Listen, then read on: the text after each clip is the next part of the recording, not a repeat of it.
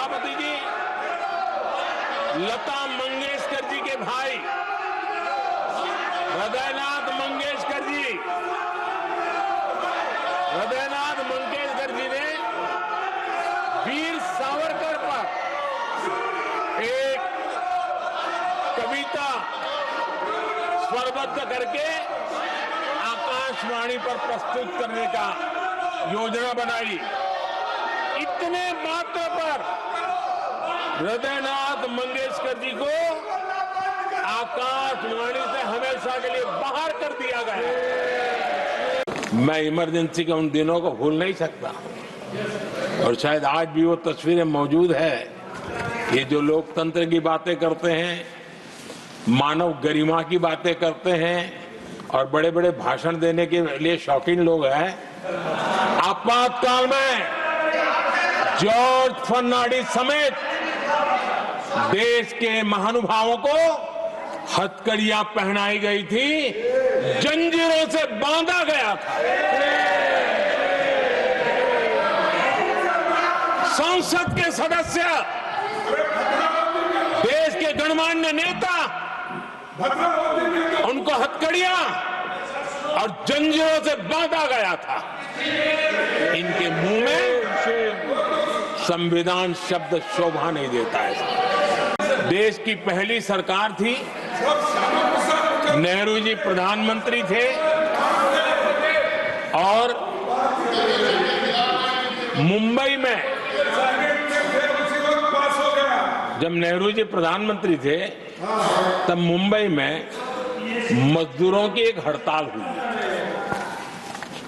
उसमें मशहूर गीतकार मजरूह सुल्तानपुरी जी ने एक गीत गाया था, कॉमनवेल्थ का दास है। ये कविता उन्होंने गाई थी। कविता गाने मात्र के गुने में नेहरू जी ने देश के एक महान कवि को जेल में ठूस दिया। बाबा साहब आम्बेडकर के साथ कांग्रेस को कितनी नफरत रही थी, उनके प्रति कितना गुस्सा था और किसी भी हालत में बाबा साहब की हर बात के प्रति कांग्रेस चिढ़ जाती थी।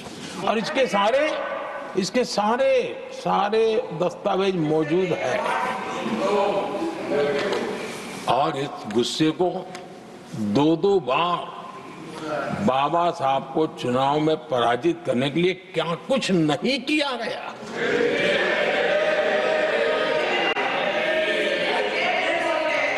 कभी भी बाबा साहब को भारत रत्न के योग्य नहीं समझा गया। माननीय खड़गे जी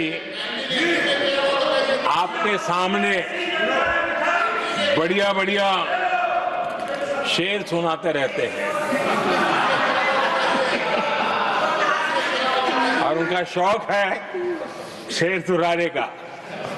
और सभापति जी आप भी बड़ा मजा लेते हैं।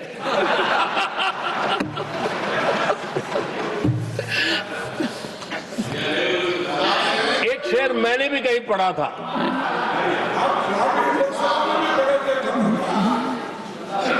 तमाशा करने वालों को क्या खबर, तमाशा करने वालों को क्या खबर, हमने कितने तूफानों को पार कर दिया जलाया है। लंबे अरसे के बाद 2014 के बाद देश को एक अल्टरनेट मॉडल क्या हो सकता है, अल्टरनेट कार्यशैली क्या हो सकती है, प्रायोरिटीज क्या हो सकती है, इसका एक नया मॉडल देखने को मिला है। और ये नया मॉडल तुष्टीकरण नहीं, संतुष्टीकरण पर भरोसा।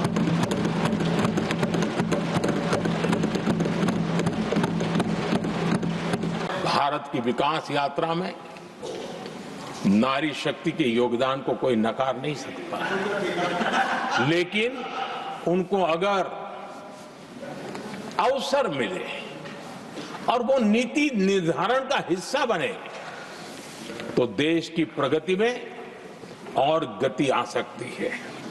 और इस बात को ध्यान में रखते हुए हमने ही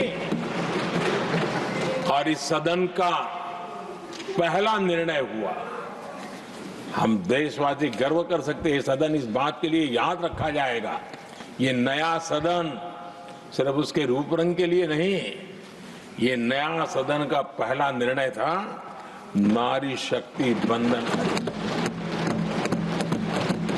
देश की सबसे पुरानी पार्टी, आजादी के आंदोलन से जुड़ी पार्टी, इतनी दुर्दशा, ये औरों की लकीर छोटी करने में अपनी शक्ति खपा रहे हैं ना, अगर वो खुद की लकीर लंबी करते तो उनकी ये दशा नहीं होती।